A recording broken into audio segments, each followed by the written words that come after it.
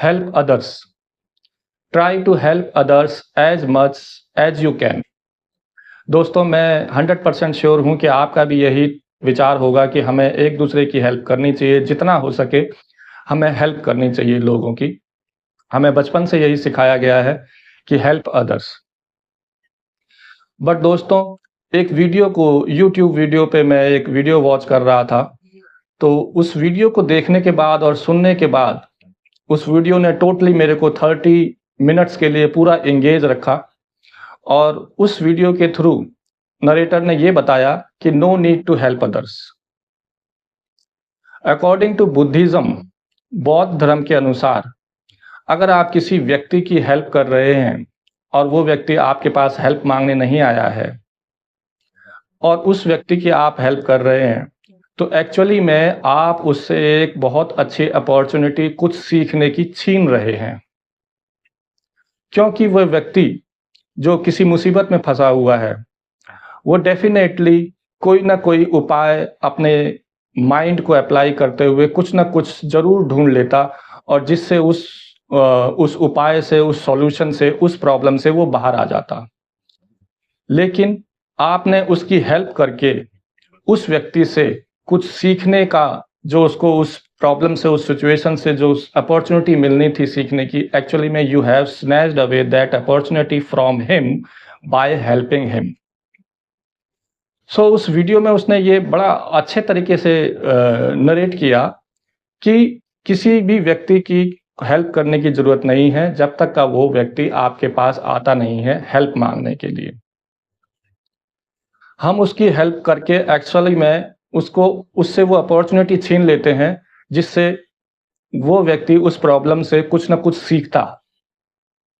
लेकिन हमने उसकी हेल्प करके वो अपॉर्चुनिटी उससे छीन ली। हमें कभी भी किसी की हेल्प नहीं करनी चाहिए जब तक का वो हमारे पास हेल्प मांगने ना आए।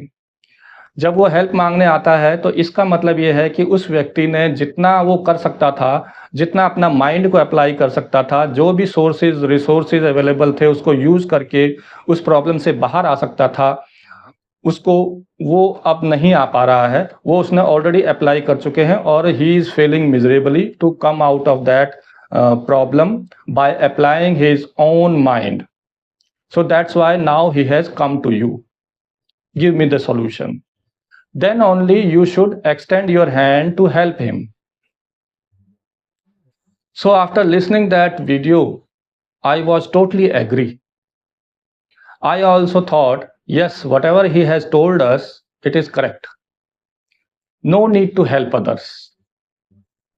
So मुझे वो वीडियो बड़ा अच्छा लगा। So एक छोटा सा एग्जाम्पल मैं आप लोगों के साथ शेयर करता हूँ, जो उस वीडियो को सुनने के बाद बौद्धिज्म का जो फॉर्मूला था मैंने भी अपनी लाइफ में अप्लाई किया कि हमें हेल्प नहीं करनी चाहिए जब तक का कोई हमारे पास हेल्प मांगने ना आए। दोस्तों, कुछ समय के बाद मैं अपनी समर वेकेशन पूरी स्पेंड करने के बाद वापस अपने घर की तरफ आ रहा था। रेलवे स्टेशन में मैं ऑलमोस्ट 3 घंटे पहले पहुंच गया। मुझे वहाँ से रेल पकड़नी थी दिल्ली और फरीदाबाद आने के लिए। मैं फरीदाबाद में रहता हूँ। मैं रेलवे स्टेशन में वेट कर रहा था 3 घंटे के लिए, क्योंकि जो ट्रेन आनी थी वो 3 घंटे बाद की थी। 3 घंटे मुझे पास करने थे। मैं अपना सामान जहाँ रखना था रख करके, अपनी वाइफ और बेटे को वहाँ बिठा करके, मैं I was just trying to have walk.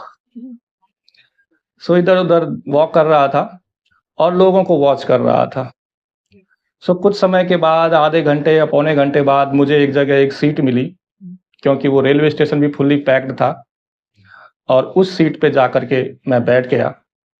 वो सीट जो थी रेलवे स्टेशन के ड्रिंकिंग वाटर टैप के पास थी, नल के पास थी, जहां पर लोग पानी भरने के लिए वह आ जा रहे थे, बोतल में पानी भर रहे थे। अब रेलवे स्टेशन में अगर आपका जाना हो तो रेलवे स्टेशन में वाटर को सेव करने के लिए एक अलग टाइप का वाटर टैप लगाया जाता है, नलका लगाया जाता है। मीन्स उसके नोजल को आपको जब तक का आप ऊपर करके रखेंगे तब तक पानी आता रहेगा, जैसे ही आप छोड़ देंगे तो वो पानी आना बंद हो जाएगा। वो डिफरेंट टाइप का टैप होता है, नल होता है, मतलब उसको ऊपर से घुमा करके ऑन करने का नहीं होता है, उसको नीचे से आप ऊपर को पुश कीजिए तब पानी आएगा, जैसे ही आपने उसको छोड़ दिया पानी आना बंद हो जाएगा। सो मैं वहाँ बैठा हुआ था, लोगों को देख रहा था। सो एक छोटी सी बच्ची 12 साल की 10-12 साल की बच्ची पानी भरने के लिए छोटी सी बॉटल लेके आई। अब मैं उस बच्ची को देख रहा था, मुझे श्योर था कि ये बच्ची नल तक पहुंच नहीं पाएगी, क्योंकि वो 10-12 साल की है और नल थोड़ा ऊंचा लगा हुआ था और उसमें एक दायरा टाइप का सर्कल बना होता है ताकि पानी सिर्फ उसी समय गिरे और वहां से नीचे चले जाए। तो उसका बच्ची का हाथ नल तक पहुंचना थोड़ा मुश्किल हो रहा था। तो बच्ची आई और उसने पानी भरने की कोशिश की। सो छोटे छोटे उसके हाथ नल तक पहुंच नहीं पा रही थी। नल को पहुंच रही थी तो नल पकड़ पा रही थी, बॉटल नहीं पकड़ पा रही थी। बॉटल पकड़ती है तो नल नहीं पकड़ पा रही है। फिर उसने जब थोड़ा 2-3 अटेम्प्ट करने के बाद उसको पता लग गया कि नल में पानी तब आता है जब इसको ऊपर को पुश किया जाए। उसको ये आइडिया हो गया। सो उसने 3-4 अटेम्प्ट और किए, कोशिश करी बॉटल को भरने की। सो मुझे लगा मुझे इससे पानी नहीं भरा जाएगा, मुझे इसकी हेल्प करनी चाहिए। लेकिन जैसे ही मेरे दिमाग में आया मुझे हेल्प करनी चाहिए, तो मेरे को वो वीडियो स्ट्राइक किया मेरे माइंड में कि अकॉर्डिंग टू बौद्धिज्म, बौद्ध धर्म के अनुसार, no need to help others until and unless they ask for, they come to you for help. तब तक आपको हेल्प नहीं करनी चाहिए।